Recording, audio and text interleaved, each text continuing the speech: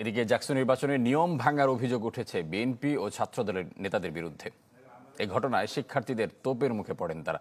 জাহাঙ্গীরনগর বিশ্ববিদ্যালয়ের শিক্ষার্থীদের অভিযোগ, বিজ্ঞপ্তির মাধ্যমে 10 সেপ্টেম্বর বেলা 12টার মধ্যে প্রাক্তন শিক্ষার্থী ও বহিরাগতদের প্রবেশে নিষেধাজ্ঞা দিয়েছে প্রশাসন, কিন্তু আদেশ অমান্য করে নির্দ্বিধায় প্রবেশ করছে ছাত্রদলের সাবেক নেতাকর্মী ও বহিরাগতরা। আগের রাতে ইসির সঙ্গে বৈঠকও করেন তারা। এদিকে ফেসবুক স্ট্যাটাসে এমন অভিযোগ অস্বীকার করেছেন বিশ্ববিদ্যালয় ছাত্রদলের যুগ্ম আহ্বায়ক মোহাম্মদ মুশিউর রহমান রোজেন।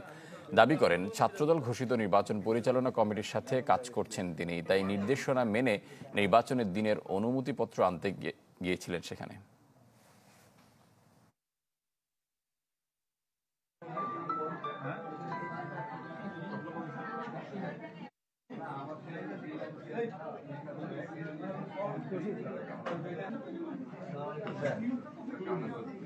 স্যার